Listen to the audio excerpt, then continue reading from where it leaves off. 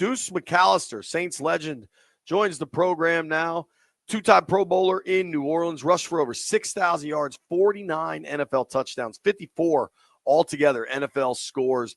He's added 6 through the air over his career. Deuce, what's up, man? Thanks for making time for us. Not much. How you gentlemen doing? We're good, brother. What's happening with you? Everything's good. Can't complain too much. Just, hey, just trying to make a day and see who's available to play in the game on Sunday. Well, that's the question we want to know. Who is the quarterback coming Sunday? Do you know? Well, that's probably to be determined. I don't know, to be honest. The Saints probably have a better picture today, but early in the week, and that's truly an honest answer when Coach Rizzi tells you, we truly don't know what direction they're going to go with their quarterback situation. What's interesting is they've already declared that Derek Carr will not be put on IR. And, from my understanding, it may be more of a pain management situation with the wrist hand injury. So for him, I would say he's probably likely out.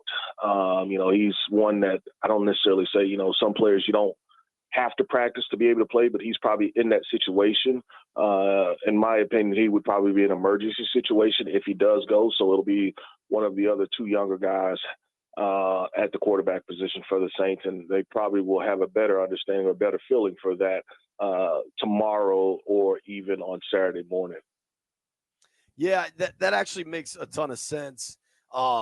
To have Carr as your emergency guy, he'll be dressed, but odds are he won't play. The other complicating factor with Carr is he's in concussion protocol too, still, right? He is in concussion protocol, but like I said, I think that the hand is probably the biggest issue for him to overcome. But he is also in concussion protocol. Okay, gotcha. Of the other two, Deuce, who do you like better between Haener and Rattler? I think it's more of a game by game situation and not looking at it from a long-term potential situation. I mean, I think if you looked at it, Rattler probably has the best long-term potential as a NFL quarterback, but Haener, he's been the number 2 for you, and he's been the guy that has come into games. If something had happened to Derek in the games, it's been Haener. And then even Haener coming in for Rattler, I think it was a Chargers game when, Rattler just was struggling when Derek missed some time earlier this year. And not to take anything away from Jake Haener, I think he's still an NFL quarterback. But, for in this offense, in this system, the way that they have looked at it in the past is like, hey, he's a guy that can come in and get us out of a game, get us into a play, but we don't know from a long-term standpoint if he can be a starter in the NFL, and, that's really what they're trying to work through now. Can we design an offense that both of these young men can go out there and they can excel in it and, be productive as far as, making some checks at the line of scrimmage, being able to get in and out of trouble, being able to not have personnel issues as far as, hey, we got the wrong play in or, the play clock's running down. Can he still get this play off without having to call timeouts? I think that's really where you have to be at. And then, is the game too fast for either of those guys? That's always one thing that you have to be concerned about. Is it more important that Kamara be healthy than which quarterback plays? He's an important factor. I mean, but for the Saints, to be honest, you're starting to run out of weapons. I mean, you won't have wide receiver number 1, Chris Olave. You won't have wide receiver number 2. He's also hurt. And then your dual kind of quarterback tight end, Taysom Hill, he's out for the year as well. And Rashid Shaheed is the number 2 receiver. And so all of the attention turns to Alvin Kamara. So whether Alvin is healthy or not, that's where my attention is going, and so wherever 41 is at, I have 2 eyes upset on him, and then I have a backup set of eyes that knows where he is as well. So regardless of whether it's Derek or Haener or Rattler, Spencer, that's where the attention goes, just because you're going to say, that other guy can't beat me, or that other guy hadn't shown that he can beat me consistently. Yes, he may be able to make a play, but I'm taking Alvin away. Where do you go with the football? How do you produce offense? Yeah, it's going to be fascinating to watch. We're talking with Deuce McAllister, star at Ole Miss, star for the New Orleans Saints. first-round pick back in 2001, played his whole career for the Saints, does TV, radio, all that good stuff down in Louisiana covering the Saints. Are you surprised, Deuce? I mean, New Orleans' first 2 games of the year, they were red hot. They were like dropping 50 on people. Yep. And then it went so sideways so fast. They fired Dennis Allen. They trade away Marshon Lattimore. When and kind of why and how, I guess, did everything go sideways for the Saints this year? Game number 3, you lose your center. First drive of the game. He misses 7 game for you. Then you lose both guards. And so from an interior standpoint, I'm playing a rookie left tackle. My right tackle is a young man that we drafted first round, but this is his first year playing right tackle, and he only has 7 starts under his belt. So up front, regardless of who's at quarterback, Derek misses 3 games during that 7-game losing streak. So regardless of who's a quarterback, you couldn't establish anything running the football. This team is based off of running the football. So now you can play action. This team can't be a team that's dropping back to pass 40 times a game, even 35 times a game. That's a lot. So this team has to be able to establish the run to do some of the things that they like to do. Not being able to run, it kind of stymied them offensively. And so now you can't have drives. You can't have successful plays. We talked about losing Olave. You talked about losing Rashid. Now I can't take the top off the defense. Taysom misses 3 or 4 games. Now, last couple of weeks, he's out for the complete year. So injuries just they killed them. As far as this team was concerned, defensively you had some guys to miss, but now teams are able to run the football on you, and that's one thing that the Washington Commanders will do as well. And so when they're able to run the football on you, you can't generate pressure. You can't get off the field, and so one-score games have been a nightmare for this team as well. The last couple of weeks, yes, they were able to close them out, but early in the season, the ball just wouldn't bounce right for you. And so you lose a couple of those in that 7-game losing streak. And next thing you know, you look at your record and it's like, man, what happened? And so that's kind of the picture of how it all unfolded for you. Deuce, did you get a chance to watch any of Jayden Daniels when he was at LSU? And if so, what's your thoughts on it? Yeah, no, I love him. I mean, I got to meet him a couple times and spent a little time with him off the field. He came to a Pelicans game, and my boys got to meet him, and just a great, not even the football player, great young man. Uh-huh. He wants to be good as well. And I say good right now. He wants to be great, but I think his focus right now is to be good. My question for him, and even then, was the hits. The hits as a quarterback, because he's a guy that's it's a frame, that, hey, I want you to eat. I got to get you to eat. And then it's a little bit different. And you guys know this particularly. The defensive ends and the linebackers, they're going to hit you, and so that's a little bit different than college. You're not going to be able to run away from those guys, but to not take as much contact when he is running, and it's hard for quarterbacks to say, I got to get down or I got to get out, because it's one thing to have a running back. Well, not only that, but it's one thing to have a running back to miss a series. It's hard for me to miss my quarterback to miss a series, because he's the guy that he's commanding the offense. And so, in my opinion, and you guys may know a little bit better than me, I thought the injury, or at least the rib injury, affected him a little bit more than maybe the team led on. And so with him having a bye week, he should be closer. He's not 100% because nobody is at this point, but he should be closer to what you had earlier in the year. And for him, the process, how he has been able to absorb it so far, he's probably a little bit ahead of the game than where I would have thought he was, because he's processing it, and he was always a great deep ball thrower. And so you wouldn't worry about that part of it, but he's processing what teams are doing to him really, really fast. And, it's been exciting and fun to watch. It really has. It's going to be a fascinating opportunity. I'm curious, in kind of me going back and watching some Saints stuff here, they seem to really struggle with mobile quarterbacks. Has that been a problem all season? Is this the type of game where you think Washington should be able to generate some big plays down the field and maybe some big plays with Jayden's legs? Yeah, 100%. It's not just been this year. It's been the last couple of years. Mobile quarterbacks have hurt the Saints tremendously, and so you've been probably should have had a spy or two a few times, and you haven't really done that. And that's even this year. They haven't really done it, and so you want to keep that pocket compact. But the Saints run so many games, twists and stunts with the defensive ends and the defensive tackles, and a lot of times those guys kind of get, hey, I want to get upfield. Well, somebody has to have quarterback contained.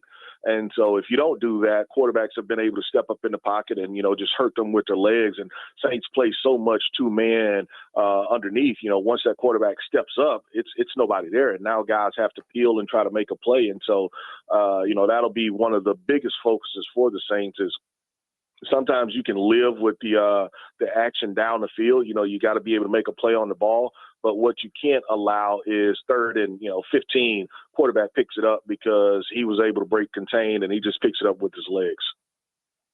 Yeah, that is certainly a problem. Talking with Deuce McAllister here, played for the Saints for 8 years, now does radio, television, all sorts of media stuff down in New Orleans and throughout that area. Deuce, we haven't talked yet about Marshon Lattimore, and that was a big deal at the trade deadline. Obviously, he hasn't played yet for Washington, but it sure seems like he's going to be on the field this week. I imagine Marshon's a dude you've kind of gotten to know over the years. What is Washington getting when he gets on the field? I'll call him a kid, but he's a grown man, but I love the kid. I mean, he's quiet. He's quiet. And so he will be one that the coaches have to get to know, because you think that he may not be paying any attention, but he's listening. He is a crafty player. And the thing that I will say for Marshon is, if it's an elite receiver, he is 100% locked in. Marshon has to get where he's not playing against an elite receiver, and he's still 100% locked in. So when I say that, it's not a knock. I mean, because everybody has to find something that motivates them. If he's playing, let's just say, A.J. Brown, you're going to get you're going to say, did they even throw to him? I mean, because he is that locked in. But it may be a lesser-known receiver that goes out there and he has 4 or 5 catches where normally, Lat's not going to give that up. But it may be he's not 100% locked in. And so, I hate the last couple of years injuries have kind of popped up on him. And some of them have been just flukish type situations. But he's a great kid. He's really, really quiet, but he loves to compete. He may not say a lot as far as publicly or to the media guys, but his teammates will love him because he wants to work. He wants to be great. He wants to go out there and compete. And so, you hate to lose him, but you're glad that he's in a good situation, and hopefully you guys can appreciate him because he is an absolute, tremendous player. So, like I was saying earlier, you get a guy like Lattimore, you can put him on a second receiver, and you could double the first receiver. You would rather want to put him on the first receiver because he's going to play 100% then. I put him on the number 1, and then you can do whatever else you want to do on that field. Don't worry about that side. Don't worry about that guy. I got you. If he's in the slot, put Lat on him as well. I mean, he can play inside and out. Let him travel with your 1. I mean, because I want him engaged. And so if he feels like he's on a 2, they're not necessarily going to go to that guy anyway. Why you double me? Put me up to the challenge. Put him up to the challenge and say, go take him away. Go take him away. That's the challenge he needs. And so I think sometimes coaches kind of overthink it a little bit. Put him, if you want him to be an all-pro and challenge him, go put him on the 1. Yeah, all right. That's interesting. Hey, Deuce, last one for me. I'm curious. Chase Young obviously grew up in D.C., was drafted 2nd overall here, won a Defensive Rookie of the Year. How's he been this year for the Saints? At least he's been healthy and durable. I believe he's played in every game. I know the sack numbers aren't there, but that doesn't always tell the full story. Chase is a guy that he was one of the first players that I want walking off the bus.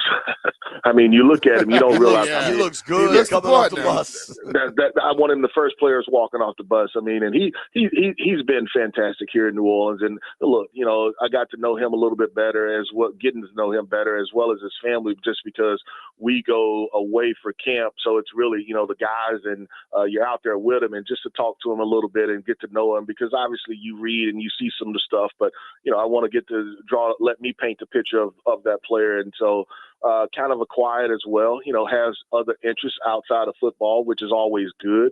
And Chase will tell you, yes, I have some sacks, but if I can finish some plays, I would have probably triple the amount of sacks. And, you talked about impact plays. Maybe he doesn't get the credit sometimes when a young man like Brian Brzee, who has 7.5 sacks, who's the defensive tackle, who actually gets the sack, but it was because they were holding Chase, or they decided to double Chase, and the quarterback stepped up into the pocket. And so, yes, you're not going to get that credit, but I see you making an impact. And so he's been coming along really, really well. But, he'll tell you, man, I've been close to a number of sacks and just not able to bring them down. But, I wouldn't be one bit surprised if New Orleans does not try to sign him back to a long-term deal after this year. Well, Deuce, I've been gone for over 30 years from Louisiana, and I haven't visited New Orleans very, very much, like all the time. I have my go-to places. Jock Emo's, good place to go eat. Yeah, well, you know why you hadn't visited? Because you out there on the golf course. You a scratch golfer. Hold on. How you gonna talk about me when you play more golf than I do? Well, I get to get out there a little bit more. That don't mean I'm good as you are. So you probably practice more.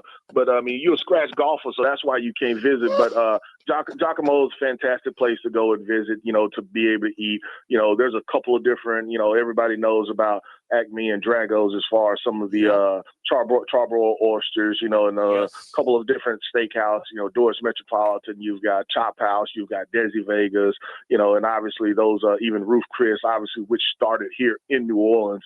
To be able to go to some of those places. And so for me, it's really, I ask people, they say, hey, where do I go to eat? I said, what do you feel like eating? What type of food do you feel like eating? Is it straight seafood? Is it Creole food? Is it, you have an itch for some Brazilian food? I get in trouble. I fought it when I was obviously playing, trying to make weight every week, because I like to eat. I'm a big man, and so I got all these options out here, and we haven't even talked about some of the sweets that you can fall in love with. Some of the beignets, and even some of the boudin balls that have different flavors and stuff in there. So yeah, a lot of options. A lot of options. We're looking forward to it, Deuce. Thank you for making time for us, man. Appreciate you, brother. No problem. Thank you, guys. I should see you down there. You be on the sideline? Oh, yeah. I'll be there. I'll be on the sideline, and then I'll go up top. So I'll look forward to it. Hey, Deuce, real quick, what'd you think of I think Ole Miss, South Carolina, or Bama? None of them getting into the college football playoff.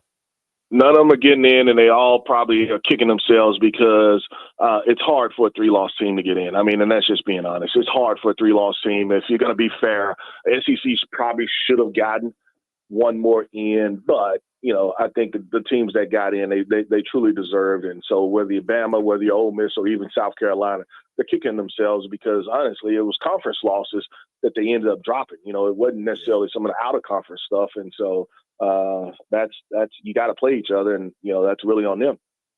For me, man, for South Carolina to beat Clemson, and then 2 weeks later, not only does Clemson get in, but SMU gets in for losing close to Clemson. The South Carolina folks got to be going nuts because one of their losses, the refs stole in that LSU game, man. Well, that's true, but like I said, that's a conference loss, and then they got hot at the end. They get hot at the end, and so it's just like, hey, we did everything we were supposed to do towards the end, but you don't get in, and so that's one where you kind of beat yourself up.